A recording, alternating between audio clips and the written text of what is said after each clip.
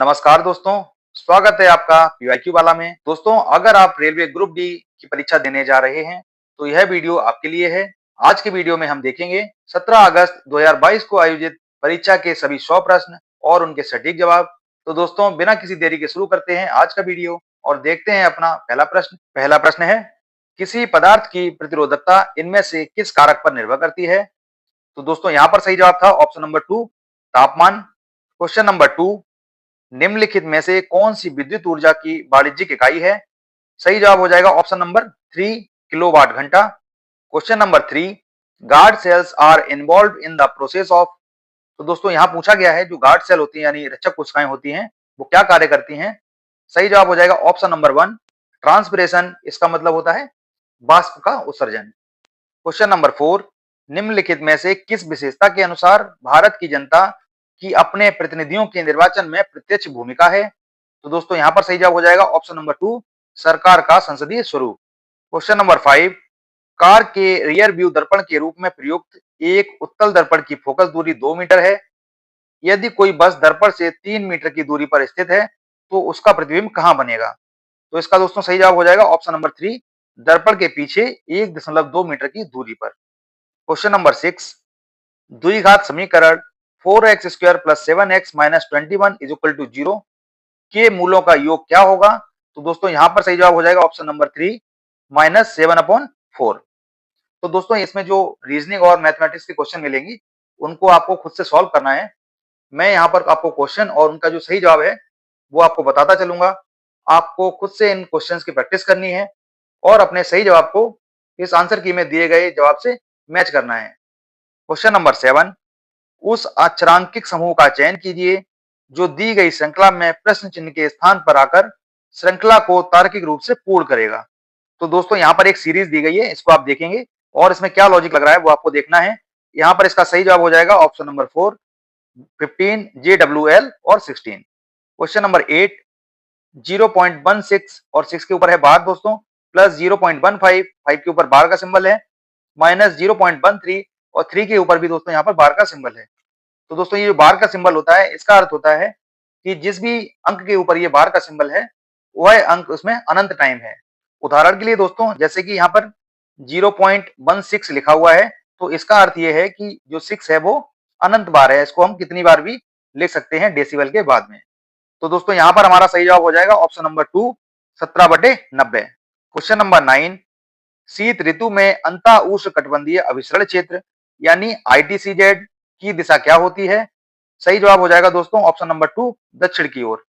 तो दोस्तों, याद रखना, जो शीत ऋतु होती है उसमें जो ITCZ होता है वो शिफ्ट होता है नीचे की ओर, मतलब कि दक्षिण की ओर, और गर्मी के सीजन में ये शिफ्ट हो जाता है ऊपर की ओर यानी उत्तर की ओर। क्वेश्चन नंबर 10, एक लड़की बिंदु X से उत्तर की ओर 70 मीटर चलती है, फिर वह बाएं मुड़ती है और 150 मीटर चलती है, फिर वह पुनः बाएं मुड़ती है और फिर से 70 मीटर चलती है, फिर वह एक बार और बाएं मुड़ती है और 90 मीटर चलती है, फिर वह दाएं मुड़ती है और 100 मीटर चलती है। अंत में वह बाएं मुड़ती है और 60 मीटर चलकर बिंदु Z पर पहुंचती है। बिंदु Z बिंदु X से कितनी दूर और किस दिशा में है? तो दोस्तों, आपको यहाँ पर बताना है कि बिंदु Z से बिंदु X की दूरी कितनी है और वो किस डायरेक्शन में है। तो यहाँ पर दोस्तों सही जवाब हो जाएगा ऑप्शन नंबर 4, 100 मीटर और दक्षिण दिशा में। क्वेश्चन नंबर 11, निम्नलिखित में से उस हस्ती की पहचान कीजिए जिन्हें खेल के क्षेत्र में पद्मश्री 2022 पुरस्कार से सम्मानित किया गया है। यहाँ पर हमारा सही जवाब हो जाएगा ऑप्शन नंबर 1, अवनी लेखरा। और दोस्तों, ये संबंधित हैं शूटिंग से। और दोस्तों, याद रखना, आपके आने वाले एग्जाम के लिए जो भी पद्मश्री पुरस्कार हैं और हाल ही में जो नोबेल पुरस्कार प्रदान किए गए हैं उनको याद करना बहुत ही जरूरी है। आपके एग्जाम में इनमें से कम एक क्वेश्चन बनने की पूरी पूरी संभावना है। क्वेश्चन नंबर 12, भारत में पंचायती राज संस्थानों की स्थापना भारतीय संविधान के कौन से संशोधन अधिनियम के अनुसार की गई है? सही जवाब हो जाएगा ऑप्शन नंबर 3, 73वें संविधान संशोधन अधिनियम। और ये कब हुआ था दोस्तों? 1992 में। ये सन आप याद रख लेना, बहुत आवश्यक है आपके एग्जाम के लिए। क्वेश्चन नंबर 13, गायत्री अपने घर से निकलकर दक्षिण दिशा की ओर 100 मीटर चलती है, फिर वह दाएं मुड़ती है और 120 मीटर चलती है, वह फिर से दाएं मुड़ती है और 100 मीटर चलती है, और अंत में पुनः दाएं मुड़ती है और 180 मीटर चलती है। अब वह आरंभिक बिंदु से कितनी दूर है? तो दोस्तों आपको बताना है कि वो जहां से उसने चलना शुरू किया था वहां से वह अब कितनी दूर है। सही जवाब हो जाएगा ऑप्शन नंबर 2, 60 मीटर। तो दोस्तों ये जो प्रश्न है इनको आपको अपनी प्रैक्टिस के लिए सॉल्व करना है और ये वो प्रश्न है जो कि पिछली परीक्षा में पूछे गए हैं। क्वेश्चन नंबर 14, 2011 की जनगणना के अनुसार इनमें से कौन सी भाषा भारत की 8.03 जनसंख्या द्वारा बोली जाने वाली प्रमुख भाषा है। सही जवाब हो जाएगा ऑप्शन नंबर 1, उस भाषा का नाम है बंगाली। क्वेश्चन नंबर 15, 6 वर्ष पूर्व एक पिता की आयु उसकी पुत्री की तत्कालीन आयु की 6 गुनी थी। 3 वर्ष बाद पिता की आयु उसकी पुत्री की आयु की 3 गुनी होगी, तो पुत्री की वर्तमान आयु ज्ञात कीजिए। दोस्तों इसको सॉल्व कर लेना। सही जवाब हो जाएगा ऑप्शन नंबर 1, पुत्री की आयु होगी 12 वर्ष। Question number 16, which day of the calendar year is acknowledged as the rare disease day. तो दोस्तों यहाँ पर पूछा गया है जो रेयर डिजीज डे होता है यानी कि दुर्लभ रोग दिवस, यह साल में कब मनाया जाता है। तो आपका सही जवाब हो जाएगा ऑप्शन नंबर 3, 28 फरवरी को। दोस्तों एक चीज और याद रखना, अगर जो साल है वो लीप वर्ष है यानी उसमें फरवरी में 29 दिन है, तो ये जो दिवस है वो मनाया जाएगा 29 फरवरी को। क्वेश्चन नंबर 17, निम्नलिखित अक्षर श्रृंखला का संदर्भ लें और पूछे गए प्रश्न का उत्तर दें। तो दोस्तों यहाँ पर एक सीरीज दी गई है जिसमें कि बहुत सारे आपको अक्षर दिए गए हैं। उपरोक्त श्रृंखला में ऐसे कितने व्यंजन हैं जिनके ठीक पहले एक स्वर है और ठीक बाद भी एक स्वर है। तो दोस्तों इसको आप देखेंगे। सही जवाब हो जाएगा ऑप्शन नंबर 4, 5। क्वेश्चन नंबर 18, उस संख्या का चयन कीजिए जो निम्नलिखित श्रेणी में प्रश्न चिन्ह के स्थान पर आएगी। तो दोस्तों यहाँ पर एक सीरीज दी गई है 3, 7, 13, 21 और 31 और आपको बताना है कि 31 के बाद अगला अंक कौन सा आएगा। तो दोस्तों देख लेना। सही जवाब आ जाएगा ऑप्शन नंबर 4, 43। क्वेश्चन नंबर 19, उस समुच्चय का चयन कीजिए जिसमें दी गई संख्याओं के बीच वही संबंध है जो नीचे दिए गए समुच्चयों की संख्याओं के बीच में है। तो दोस्तों यहाँ पर दो समुच्चय दिए गए हैं, 4, 25 और 6, 3, 28 और 9। तो यहाँ पर दोस्तों सही जवाब हो जाएगा ऑप्शन नंबर 4, 7, 22 और 3। ये वो समुच्चय है जो कि प्रश्न में दिए गए समुच्चय के समान विशेषताएं रखता है। क्वेश्चन नंबर 20, निम्नलिखित में से कौन सा ब्लीचिंग पाउडर का उपयोग नहीं है। पहला ऑप्शन है पेयजल को कीटाणु मुक्त बनाना, दूसरा ऑप्शन है सोडा एसिड अग्निशामकों में, तीसरा है कई रासायनिक उद्योगों में ऑक्सीकरण अभिकर्मक के रूप में और चौथा है केक बेकिंग यानी ब्रेड को सेंकने हेतु। तो दोस्तों यहाँ पर ये जो तीनों हैं ये सही हैं। इनमें ब्लीचिंग पाउडर का उपयोग किया जाता है। जो केक होता है दोस्तों उसको सेंकने के लिए ब्लीचिंग पाउडर का उपयोग नहीं करते। तो हमारा सही जवाब हो जाएगा ऑप्शन नंबर 2, 4। क्वेश्चन नंबर 21, 2 अंकों वाली ऐसी संख्याओं की संख्या ज्ञात कीजिए जो 2 और 4 दोनों से विभाज्य हैं। तो दोस्तों इसका सही जवाब हो जाएगा ऑप्शन नंबर 2, ऐसी कुल 22 संख्याएं हैं 2 अंकों वाली जो कि 2 और 4 दोनों से विभाज्य हैं। क्वेश्चन नंबर 22, यदि द्विघात समीकरण 5x² + bx + 4 = 0 के मूलों का योग 9 है तो b का मान ज्ञात कीजिए। दोस्तों इसके फॉर्मूले आपको याद होने चाहिए। यहाँ पर आपका सही जवाब हो जाएगा option number 4, -45। Question number 23, Sohan Singh Bhakna 1913 में संयुक्त राज्य अमेरिका में भारतीयों द्वारा स्थापित किस पार्टी के पहले अध्यक्ष थे। सही जवाब हो जाएगा ऑप्शन नंबर 1, गदर पार्टी। और दोस्तों गदर पार्टी की स्थापना किसने की थी, लाला हरदयाल ने 1913 में, जिसका मुख्यालय था अमेरिका के सैन फ्रांसिस्को में। क्वेश्चन नंबर 24, यदि x बराबर 2 होने पर 5 + x, 2x + 7 और 6x + 9 और 22 समानुपात में है तो y का मान ज्ञात कीजिए। तो दोस्तों यहाँ पर सही जवाब आएगा ऑप्शन नंबर 2, y का मान हो जाएगा 33। क्वेश्चन नंबर 25, फरवरी 2022 में किस राज्य ने ओपन एयर क्लासरूम पाढ़ाई शिक्षालय आरंभ किया। तो दोस्तों ये आरंभ किया गया था ऑप्शन नंबर 1, पश्चिम बंगाल में। क्वेश्चन नंबर 26, उस संख्या का चयन कीजिए जो निम्नलिखित श्रेणी में प्रश्न चिन्ह के स्थान पर आएगी। तो दोस्तों यहाँ पर सीरीज दी गई है, मिसिंग नंबर सीरीज है और आपको बताना है कि 92 के बाद क्या आएगा। तो दोस्तों इसको सॉल्व करने पर आपको मिलेगा, सही जवाब हो जाएगा ऑप्शन नंबर 1, प्रश्न चिन्ह के स्थान पर आएगा 828। तो दोस्तों याद रखना इस तरह के काफी प्रश्न पूछे गए हैं। अभी तक हम 3 प्रश्न देख चुके हैं, तो बहुत इंपॉर्टेंट है मिसिंग नंबर सीरीज आपके एग्जाम के लिए। क्वेश्चन नंबर 27, ए एक साड़ी को 11 दिनों में, बी 20 दिनों में और सी 55 दिनों में पेंट कर सकता है अगर वे स्वतंत्र रूप से काम करते हैं। यदि कार्य पूरा होने तक प्रत्येक विषम संख्या वाले दिन पर बी द्वारा ए की सहायता की जाती है और प्रत्येक सम संख्या वाले दिन पर सी द्वारा ए को सहायता प्रदान की जाती है, तो कार्य कितने दिनों में पूरा किया जा सकता है। तो दोस्तों इसको आप सॉल्व करेंगे, आपको सही जवाब मिलेगा ऑप्शन नंबर 2, 8 दिन। क्वेश्चन नंबर 28, वेंकट ने एक पुराना स्कूटर खरीदा। इसकी मरम्मत पर क्रय मूल्य के 10% के बराबर राशि खर्च हुई। उसने स्कूटर को 2200 रुपए के लाभ पर बेचा। यदि उसे 20% का लाभ हुआ तो उसने मरम्मत पर कितना खर्च किया? तो दोस्तों ये आपका लाभ हानि पर संबंधित प्रश्न है। यहाँ पर आपका सही जवाब हो जाएगा ऑप्शन नंबर 2, उसने 1000 रुपए मेंटेनेंस के लिए खर्च किए। क्वेश्चन नंबर 29, भारत के 15वें महान्यायवादी के वेणुगोपाल को अपने कार्यकाल का पहला विस्तार इनमें से किस वर्ष मिला? सही जवाब हो जाएगा ऑप्शन नंबर 3, 2020 में। तो दोस्तों इन्हें 2020 में 2 साल का कार्यकाल विस्तार मिला था और 2022 में ये अपने पद से सेवानिवृत्त हुए और अभी जो प्रेजेंट में है उनका नाम है आर वेंकट रमणी। इनका नाम याद रखना दोस्तों, वर्तमान महान्यायवादी हैं जो कि 16वें नंबर के हैं और उनका नाम है आर वेंकट रमणी और उन्हें भी 1 साल के लिए कार्यकाल का विस्तार मिला है। Question number 30, soil degradation is one of the major environmental problems being faced these days. A wide range of techniques to conserve soil are mentioned below. Select the incorrect option. तो दोस्तों इसमें ये पूछना चाहता है, जो मृदा का क्षरण होता है वो बहुत बड़ी समस्या है आज के दिनों में। इसके लिए कई सारी तकनीकों का इस्तेमाल किया जा रहा है। नीचे 4 तकनीक दिए गई हैं, इनमें से कौन सी ऐसी तकनीक है जो कि मृदा संरक्षण से संबंधित नहीं है? यहाँ पर हमारा सही जवाब हो जाएगा ऑप्शन नंबर 3, ओवर ग्रेजिंग। तो दोस्तों जो ओवर ग्रेजिंग होता है मतलब इसको बोलते हैं हिंदी में अति चराई, यानी जो जानवरों को चराते हैं खेतों में बहुत ज्यादा मात्रा में चराया जाता है, उसको ओवर ग्रेजिंग कहते हैं। और ये मृदा संरक्षण से संबंधित नहीं है, बल्कि ओवर ग्रेजिंग से होता क्या है, जो मृदा की क्वालिटी होती है वो और ज्यादा खराब हो जाती है। क्वेश्चन नंबर 31, एक गर्भ निरोधक तकनीक जो गर्भाशय के भीतर शुक्राणुओं के फैगोसाइटोसिस को बढ़ाती है वह कौन सी है? इसका सही जवाब हो जाएगा ऑप्शन नंबर 2, कॉपर टी का उपयोग। क्वेश्चन नंबर 32, यदि संख्या 83252769 के प्रत्येक विषम अंक में से 2 घटाया जाता है और प्रत्येक सम अंक में 1 जोड़ा जाता है तो इस प्रकार बनी नई संख्या में कितने अंक 1 से अधिक बार आएंगे? सही जवाब हो जाएगा दोस्तों ऑप्शन नंबर 4, 2। क्वेश्चन नंबर 33, 3 कथन और उसके बाद 4 निष्कर्ष 1, 2, 3, 4 दिए गए हैं। कथनों को सत्य मानते हुए विचार करें, भले ही वे सामान्यतः ज्ञात तथ्यों से भिन्न प्रतीत होते हों, और बताएं कि कौन से निष्कर्ष तार्किक रूप से कथनों का पालन करते हैं। कथन है दोस्तों, पहला कथन कुछ गुलनार पिटूनिया हैं, दूसरा कथन है सभी पिटूनिया सूरजमुखी हैं और तीसरा कथन है कुछ सूरजमुखी गुलनार नहीं है।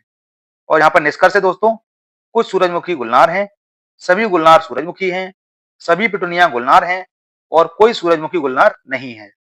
यहाँ पर दोस्तों हमारा सही जवाब हो जाएगा ऑप्शन नंबर 1, केवल निष्कर्ष 1 पालन करता है, यानी कि जो कुछ सूरजमुखी गुलनार हैं ये पालन करता है, बाकी ये तीनों इसका पालन नहीं करते। क्वेश्चन नंबर 34, तो दोस्तों ये जो प्रश्न है ये संबंधित है पजल से। इसमें क्या दिया है कि ये WXYZ A B और C ये 6 व्यक्ति हैं जो कि सोमवार से लेकर रविवार तक यानी 7 दिनों में ये 7 व्यक्ति अलग अलग शादियों में शामिल होते हैं अलग अलग दिनों में। और C को A के ठीक बाद शादी में शामिल होना है, Y को B और W से पहले किसी दिन शादी में शामिल होना है, केवल Z को A से पहले शादी में शामिल होना है, X को शुक्रवार को शादी में शामिल होना है, B को रविवार को शादी में शामिल नहीं होना है। तो दोस्तों हमें इसमें यह बताना है कि जो Y है वो सप्ताह के किस दिन शादी में शामिल होगा। तो दोस्तों इसका पूरा अरेंजमेंट करने के बाद हमें जो जवाब मिलेगा वो होगा ऑप्शन नंबर 4, Y शादी में शामिल होगा गुरुवार को। क्वेश्चन नंबर 35, न्यूलैंड्स के अष्टक में किन 2 तत्वों के गुण समान पाए गए थे? सही जवाब हो जाएगा ऑप्शन नंबर ए, लिथियम और सोडियम के। क्वेश्चन नंबर 36, दिए गए अक्षर प्रतीक श्रृंखला का अध्ययन करें और पूछे गए प्रश्न का उत्तर दें। तो दोस्तों यहाँ पर एक सीरीज दी गई है जिसमें कुछ अक्षर दिए गए हैं और कुछ प्रतीक दिए गए हैं। यदि इस मूल श्रृंखला के प्रत्येक स्वर को किसी व्यंजन से बदल दें और प्रत्येक व्यंजन को किसी स्वर से बदल दें तो क्या इस प्रकार बनने वाली परिणामी श्रृंखला में ऐसे कितने व्यंजन होंगे जिनके ठीक बाद एक प्रतीक होगा? तो दोस्तों इसको पूरा अरेंजमेंट करने के बाद हमें जो मिलेगा उसमें सही जवाब हो जाएगा ऑप्शन नंबर 3, 5। क्वेश्चन नंबर 37, 4 मित्रों रामनिवास, रमेश, राम सिंह और रमन ने एक ही कैलेंडर वर्ष के लगातार महीनों में पीएचडी की डिग्री प्राप्त की। रामनिवास ने राम सिंह से ठीक 1 महीने पहले डिग्री प्राप्त की, रमन ने रमेश से ठीक 1 महीने बाद डिग्री प्राप्त की, रामनिवास ने सितंबर में अपनी डिग्री प्राप्त की और रमन ने रामनिवास से पहले अपनी डिग्री प्राप्त नहीं की। रमेश ने अपनी डिग्री किस महीने में प्राप्त की, हमें ये बताना है। तो दोस्तों रमेश ने डिग्री प्राप्त की ऑप्शन नंबर 3 नवंबर में। क्वेश्चन नंबर 38, यदि निम्नलिखित समीकरण में माइनस और गुणा के स्थान परस्पर बदल दिए जाते हैं और भाग तथा धन के स्थान परस्पर बदल दिए जाते हैं, तो समीकरण में प्रश्न चिन्ह के स्थान पर कितना मान आएगा। तो दोस्तों यहाँ पर क्या करना है, माइनस को बदलना है मल्टीप्लाई से और जो भाग है उसको बदलना है प्लस से। तो दोस्तों यहाँ पर ये समीकरण दिया गया है और हमें बताना है ये अप्लाई करने के बाद क्या जवाब होगा। सही जवाब मिलेगा option number 4 47। Question number 39, Ram की आयु 55 वर्ष है और सोम की आयु 25 वर्ष है। कितने वर्ष पहले राम की आयु सोम की आयु की 3 गुनी थी। सही जवाब हो जाएगा ऑप्शन नंबर 3 10 वर्ष पहले। क्वेश्चन नंबर 40, निम्नांकित ग्राफ और तालिका 5 अलग अलग विषयों अर्थात भौतिक विज्ञान, रसायन विज्ञान, जीव विज्ञान, अंग्रेजी और हिंदी में उत्तीर्ण लड़कों और लड़कियों की संख्या को दर्शाते हैं।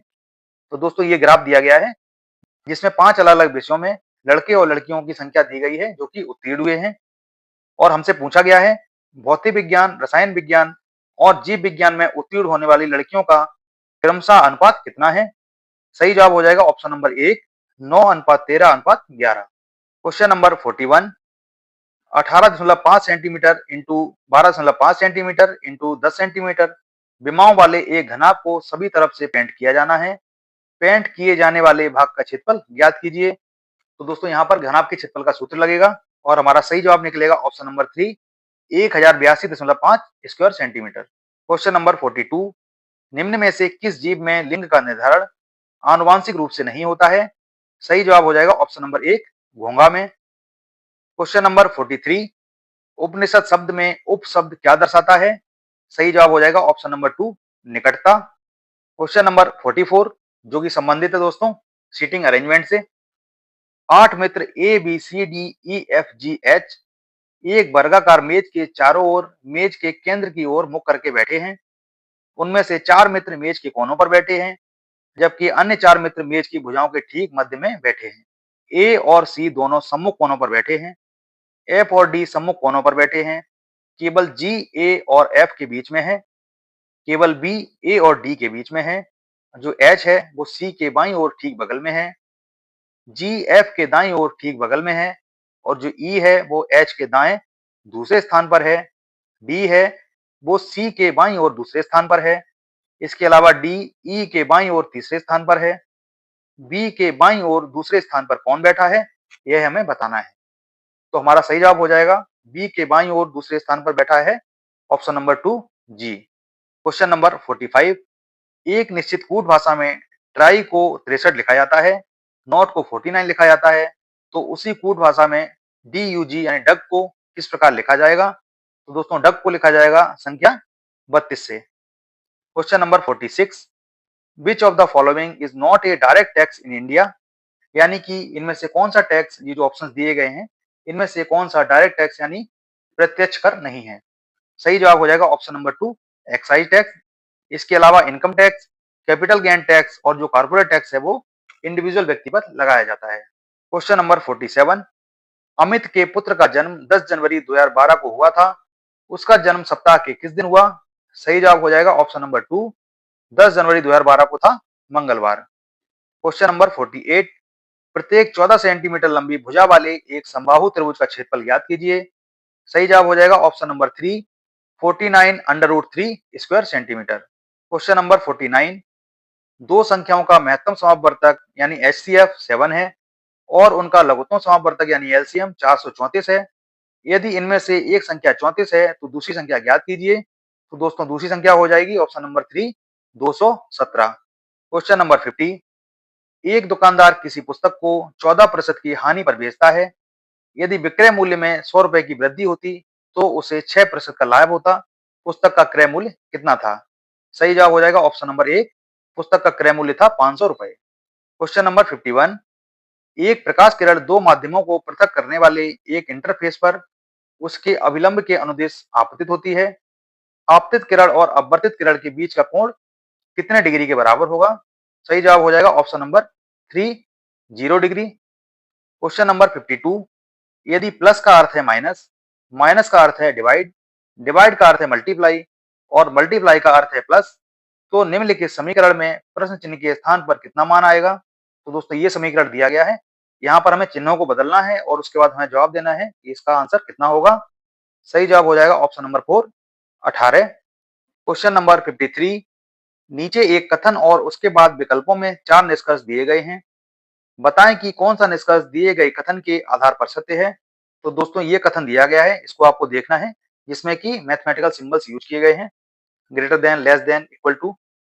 और यहाँ पर हमारा सही जवाब हो जाएगा option number 3, G greater than T. Question number 54, Bharat में आम्र वर्षा यानी मैंगो शावर्स की घटना किस ऋतु से संबंधित है? सही जवाब हो जाएगा ऑप्शन नंबर 2, ग्रीष्म ऋतु में यानी गर्मियों के सीजन में। क्वेश्चन नंबर 55, भारत को एक संप्रभु, लोकतांत्रिक और गणतंत्र राष्ट्र घोषित करने वाले भारतीय संविधान के अधिनियमन के स्मरणोत्सव के रूप में प्रतिवर्ष किस तिथि को एक प्रमुख राष्ट्रीय उत्सव मनाया जाता है?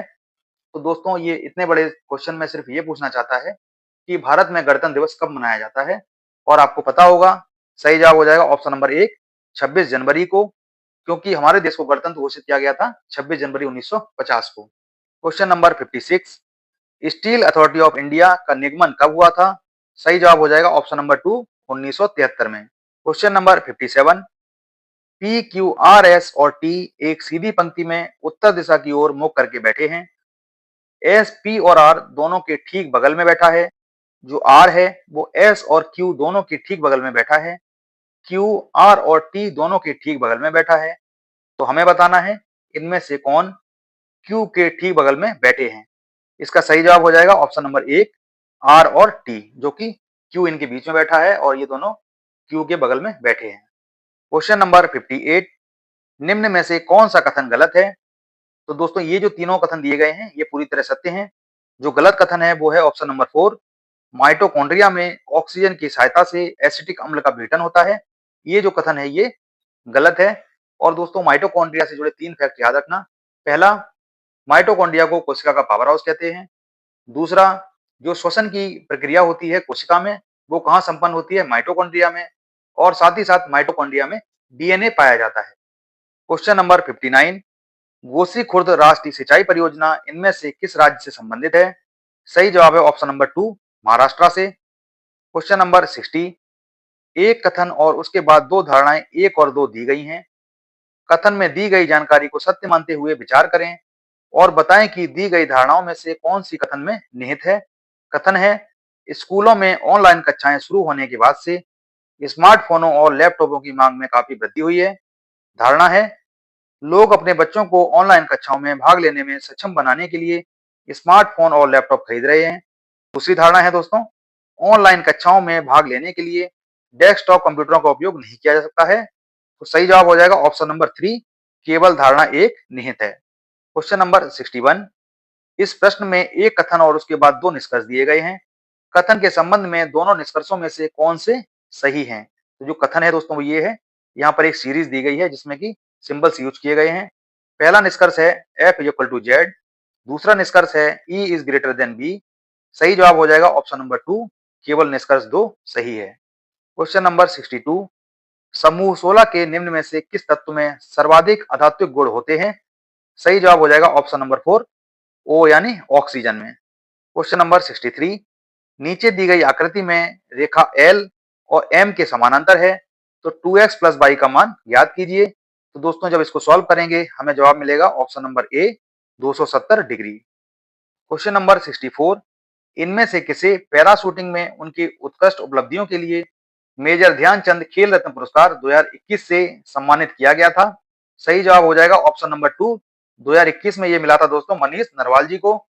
और दोस्तों आपकी परीक्षा के लिए जो इम्पोर्टेंट है वो ये है कि ये जो मेजर ध्यानचंद खेल रत्न पुरस्कार हैं जो 2024 के लिए दिए गए थे 2025 में 17 जनवरी 2025 को, और ये दिए गए थे 4 व्यक्तियों को। उनमें से पहले हैं गुकेश जी जो कि संबंधित हैं शतरंज से। दूसरे हैं हरमनप्रीत सिंह जिन्हें दिया गया था हॉकी के लिए। प्रवीण कुमार जी हैं, उनका संबंध है पैरा एथलेटिक्स से। और चौथी है मनु भाकर जो कि संबंधित हैं शूटिंग से। तो दोस्तों ये चारों नाम याद रखना, इनको 17 जनवरी 2025 को मेजर ध्यानचंद खेल रत्न पुरस्कार दिया गया था और ये किस खेल से संबंधित हैं ये भी आपको याद रखना है। क्वेश्चन नंबर 65, एक व्यक्ति ने 75,000 रुपए की धनराशि 7.5% वार्षिक साधारण ब्याज की दर से 6 वर्ष के लिए निवेश की। 6 वर्ष के बाद उसे प्राप्त होने वाला मिश्र धन ज्ञात कीजिए। तो दोस्तों 6 वर्ष बाद उसे जो धन मिलेगा वो होगा ऑप्शन नंबर 1,08,750 रुपए। क्वेश्चन नंबर 66, एक्स और वाई एक कार्य को क्रमशः 8 दिन और 12 दिन में पूरा कर सकते हैं। यदि वे वैकल्पिक यानी एक एक दिन छोड़कर दिनों में कार्य करते हैं, जिसमें एक्स पहले दिन कार्य करता है, तो दोनों को उसी कार्य को पूरा करने में कितना समय लगेगा? सही जवाब हो जाएगा ऑप्शन नंबर 3, 9 सही 1/2 दिन में वे दोनों ये काम को खत्म कर देंगे। क्वेश्चन नंबर 67, जुलाई 2022 तक की स्थिति के अनुसार प्रधानमंत्री श्रम योगी मानधन योजना यानी PMSYM वृद्धावस्था संरक्षण के तहत लाभार्थी द्वारा मासिक योगदान का कितना प्रतिशत देय है? सही जवाब है ऑप्शन नंबर 2, 50%। क्वेश्चन नंबर 68, दिए गए अक्षर प्रतीक श्रृंखला का अध्ययन करें और पूछे गए प्रश्न का उत्तर दें। तो दोस्तों यहाँ पर एक अक्षर और प्रतीक श्रृंखला दी गई है।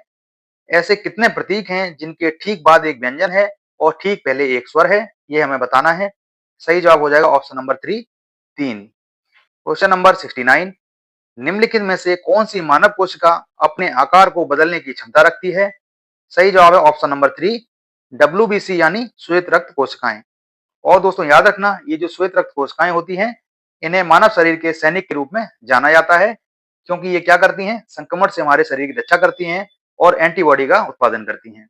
क्वेश्चन नंबर 70, अतीत में खर्च की गई लागत जिसे भविष्य में वसूल नहीं किया जा सकता, वो क्या कहलाती है? सही जवाब हो जाएगा ऑप्शन नंबर 3, विफल लागत यानी संक कॉस्ट। संक का मतलब क्या होता है दोस्तों? डूब जाना। क्वेश्चन नंबर 71, यदि हम ब्लैंक है यहाँ पर दोस्तों, इसमें अमोनिया का विलयन मिलाते हैं तो एक सफेद अपक्षेप बनेगा। तो दोस्तों ये पूछना चाह रहा है कि यहाँ पर ये 4 ऑप्शन दिए गए हैं, इनमें से हम किसमें अमोनिया का विलयन मिलाएं तो एक सफेद अपक्षेप प्राप्त हो।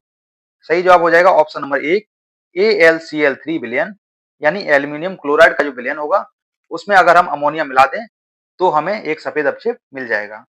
क्वेश्चन नंबर 72, एक व्यक्ति 3 घंटे में 80 किलोमीटर की यात्रा करता है, वह आगे और 2 घंटे की यात्रा करता है। यदि पूरी यात्रा के लिए उसकी औसत चाल 30 किलोमीटर प्रति घंटे है, तो बाद के 2 घंटों में तय की गई दूरी ज्ञात कीजिए। सही जवाब हो जाएगा option number 3, 70 kilometre. Question number 73, तो दोस्तों ये ज्यामिति का प्रश्न है। इसमें दिया गया है कि ये जो कोण है और यहाँ पर जो कोण दिया गया है ये दोनों बराबर हैं, और ये जो भुजा है इसके साथ में ये भुजा, ये दोनों भुजाएं बराबर हैं। और हमें ये बताना है कि ये जो कोण है एंगल CAB किस अन्य कोण के लगभग बराबर होगा। तो हमारा सही जवाब हो जाएगा इसी के साथ में ये जो कोण बन रहा है इसके बराबर या लगभग बराबर होगा। हमारा सही जवाब हो जाएगा option number 2, angle DAB। Question number 74, Narmada बचाओ आंदोलन की शुरुआत सरदार सरोवर बांध की ऊंचाई बढ़ाने के खिलाफ विरोध के रूप में हुई थी। बांधों के निर्माण की कुछ हानियों का उल्लेख नीचे किया गया है, उनमें से कौन सा बांध निर्माण का एक लाभ है? तो सही जवाब हो जाएगा ऑप्शन नंबर 3, ये सिंचाई और विद्युत उत्पादन में सहायक होते हैं। ये तो दोस्तों बांध बनाने का लाभ है। इसके अलावा ये तीनों जो ऑप्शन हैं ये वाले, ये तीनों ही इससे होने वाली हानियां हैं। क्वेश्चन नंबर 75, उस विकल्प का चयन करें जिसका 5वीं संख्या से वही संबंध है जो दूसरी संख्या का पहली संख्या से है और चौथी संख्या का तीसरी संख्या से है। तो दोस्तों यहाँ पर एक सीरीज दी गई है और हमें बताना है यहाँ पर क्या आएगा। सही जवाब हो जाएगा option number 4, 40। Question number 76, Aruna की एक छोटी बहन है जिसकी आयु अरुणा से 8 वर्ष कम है। यदि अरुणा की बहन की आयु 18 वर्ष है तो अरुणा की आयु ज्ञात कीजिए। अरुणा की आयु हो जाएगी दोस्तों ऑप्शन नंबर 4, 26 वर्ष। क्वेश्चन नंबर 77, एक छात्र किसी गोलीय दर्पण का उपयोग करके एक कागज पर सूर्य का एक स्पष्ट प्रतिबिंब फोकस करता है जो कुछ समय बाद जलने लगता है। दर्पण के बारे में इनमें से कौन से कथन सही हैं? पहला, यह अवतल गोलीय दर्पण है। दूसरा, इसकी फोकस दूरी धनात्मक है। और तीसरा, यह एक अभिसारी दर्पण है। सही जवाब हो जाएगा ऑप्शन नंबर 1, ए और सी, ये दोनों सही हैं। ए और सी, और जो बी है ये गलत है। क्वेश्चन नंबर 78, 6 गायकों VWX, YZ और A एक संगीत कार्यक्रम में एक ही महीने जुलाई के अलग अलग दिनों अर्थात 12वें, 14वें, 16वें, 21वें, 25वें और 31वें दिन होने हैं। W का संगीत कार्यक्रम X से पहले किसी दिन है लेकिन 21वें दिन नहीं है। B का संगीत कार्यक्रम 14वें दिन है केवल ए का संगीत कार्यक्रम ही एक्स के संगीत कार्यक्रम के बाद में है, वाई का संगीत कार्यक्रम बी के संगीत कार्यक्रम से पहले है। तो हमें यह बताना है कि किस गायक का संगीत कार्यक्रम जुलाई के 21वें दिन में है। सही जवाब हो जाएगा ऑप्शन नंबर 3, जुलाई के 21वें दिन में होगा जेड का कार्यक्रम। क्वेश्चन नंबर 79, चुंबकीय क्षेत्र के लंबवत स्थित कुंडली की गति के कारण उसमें प्रेरित धारा की दिशा निर्धारित करने के लिए इनमें से किस नियम का उपयोग किया जाता है। सही जवाब हो जाएगा ऑप्शन नंबर 1, फ्लेमिंग का दाएं हाथ का नियम। क्वेश्चन नंबर 80, निम्नलिखित रासायनिक अपक्रिया के लिए संतुलित अपक्रिया कौन सी है। अपक्रिया दी है दोस्तों barium sulphate plus aluminium chloride, और इसका जो उत्पाद है वो है barium chloride plus aluminium sulphate. हमें ये बताना है कि ये संतुलित अपक्रिया कौन सी है। सही जवाब हो जाएगा option number 2, 3BaSO4 plus 2AlCl3, 3BaCl2 plus Al2SO4 thrice. Question number 81, 2021 में खगोल विज्ञान एवं खगोल भौतिकी पर हुए 14वें अंतर्राष्ट्रीय ओलंपियाड में भारत के कितने प्रतिभागियों ने स्वर्ण पदक जीता था। सही जवाब है ऑप्शन नंबर 1, 4 प्रतिभागियों ने। क्वेश्चन नंबर 82, निम्नलिखित में से कौन सी स्थितियां संभव हैं। पहला है चुंबकीय बल रेखाएं एक दूसरे के समानांतर हो सकती हैं। दूसरा, चुंबकीय बल रेखाएं संकेंद्रित वृत्त हो सकती हैं। तीसरा, चुंबकीय बल रेखाएं एक दूसरे को प्रतिच्छेदित कर सकती हैं। सही जवाब हो जाएगा ऑप्शन नंबर 3, ए और बी दोनों, अर्थात ये दोनों सही हैं दोस्तों और ये दोनों गलत हैं। और याद रखना, जो चुंबकीय बल रेखाएं होती हैं वो कभी भी एक दूसरे को नहीं काटती। क्वेश्चन नंबर 83, मार्च 2022 में आरबीआई ने किस बैंक को नए ग्राहकों को शामिल करने से रोकने का निर्देश दिया था। सही जवाब हो जाएगा option number 2, Paytm payments bank. Question number 84, एक निश्चित कूट भाषा में प्रीसियस को KIBXRLFH लिखा जाता है तो और क्लियर को XOBZI लिखा जाता है, तो उसी कूट भाषा में डर्टिंग को किस प्रकार लिखा जाएगा। सही जवाब हो जाएगा दोस्तों ऑप्शन नंबर 2, डर्टिंग को इस तरह से लिखा जाएगा। क्वेश्चन नंबर 85, निम्न आरेख का अध्ययन करें और उसके आधार पर पूछे गए प्रश्न का उत्तर दें। आरेख में ए बराबर है शिक्षाविद, ई बराबर है शिक्षक, डी बराबर है महिलाएं, बी बराबर है पुरुष और सी बराबर है चिकित्सक। विभिन्न भागों में दी गई संख्याएं उस भाग से संबंधित व्यक्तियों की संख्या को दर्शाती हैं। निम्न की कुल संख्याओं का योग ज्ञात कीजिए। पहला है वे महिला शिक्षाविद जो शिक्षक हैं, दूसरा वे शिक्षक जो चिकित्सक हैं, और तीसरा वे पुरुष जो ना तो शिक्षक हैं और ना ही शिक्षाविद हैं। तो इन तीनों का योग हमें बताना है और यहाँ पर ये ग्राफ दिया गया है, इसको देखते हुए सही जवाब आ जाएगा ऑप्शन नंबर ए, तीनों का योग होगा 67। क्वेश्चन नंबर 86, मानव वृक्क में वृक्काणु यानी नेफ्रॉन के नलिका नुमा भाग द्वारा आरंभिक निस्यंद से इनमें से किन पदार्थों का चयनात्मक पुनः अवशोषण कर लिया जाता है। सही जवाब हो जाएगा ऑप्शन नंबर 3, ग्लूकोज, जल, लवण और अमीनो अम्ल। तो दोस्तों इनका पुनः अवशोषण कर लिया जाता है। क्वेश्चन नंबर 87, 3 कथन और उसके बाद 3 निष्कर्ष 1, 2 और 3 दिए गए हैं। कथनों को सत्य मानते हुए विचार करें, भले ही वे सामान्यतः ज्ञात तथ्यों से भिन्न प्रतीत होते हैं, और बताएं कि कौन से निष्कर्ष तार्किक रूप से कथनों का पालन करते हैं। पहला कथन है सभी झरने नाले हैं। दूसरा कथन है कुछ नाले खाड़ियां हैं। तीसरा है कोई खाड़ी नल नहीं है। निष्कर्ष है कुछ नल खाड़ियां हैं, कोई झरना नल नहीं है और कुछ नाले झरने हैं। और दोस्तों यहाँ पर हमारा सही जवाब हो जाएगा ऑप्शन नंबर 1, केवल निष्कर्ष 3 पालन करता है। क्वेश्चन नंबर 88, यदि 2 की पावर x इंटू 4 की पावर 12 इंटू 8 की पावर 3 इज इक्वल टू 16 की पावर 11 है तो x का मान याद कीजिए। सही जवाब हो जाएगा ऑप्शन नंबर 2, x का मान हो जाएगा 11। क्वेश्चन नंबर 89, यदि x upon Y is equal to 3/2 तो X square plus Y square upon X square minus Y square का मान ज्ञात कीजिए। सही जवाब हो जाएगा ऑप्शन नंबर 3, 13/5। क्वेश्चन नंबर 90, दी गई द्विविस्थापन अभिक्रिया में ए और बी के स्थान पर क्रमशः क्या आएगा। तो यहाँ अभिक्रिया दी है ए प्लस बी जिसका रिजल्ट है AgBr प्लस KNO3। सही जवाब हो जाएगा ऑप्शन नंबर ए की जगह पर आएगा AgNO3 और बी की जगह पर होगा KBr। क्वेश्चन नंबर 91, यदि थीटा एक न्यून कोण है और cosec theta minus cot theta का whole square is equal to 1 minus cos theta upon A है तो हर ए का मान ज्ञात कीजिए। सही जवाब हो जाएगा option number 3, 1 plus cos theta. Question number 92, रासायनिक समीकरणों को संतुलित करने की आवश्यकता क्यों पड़ती है। सही जवाब हो जाएगा ऑप्शन नंबर 2, द्रव्यमान संरक्षण के नियम को संतुष्ट करने के लिए। क्वेश्चन नंबर 93, गहरे समुद्र में पानी का रंग नीला किसके कारण दिखाई देता है? सही जवाब हो जाएगा ऑप्शन नंबर ए, प्रकाश के विकिरण के कारण। और दोस्तों अगर इसी तरह के प्रश्न आपसे पूछा जाए कि उगता हुआ सूरज लाल क्यों दिखता है या डूबता हुआ सूरज लाल क्यों दिखता है, आसमान नीला क्यों दिखता है, समुद्र नीला क्यों दिखता है, इन सबका एक ही जवाब है, प्रकाश के विकिरण के कारण। क्वेश्चन नंबर 94, दिए गए अक्षर समूह युग्म में पहला अक्षर समूह एक निश्चित तर्क के आधार पर दूसरे अक्षर समूह से संबंधित है।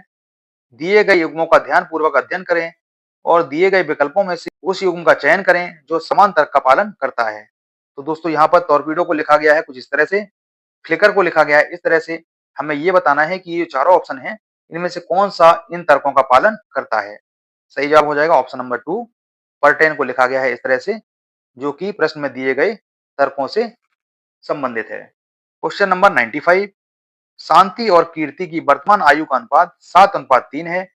5 वर्ष के बाद शांति की आयु 40 वर्ष होगी। 5 वर्ष के बाद कीर्ति की आयु कितनी होगी?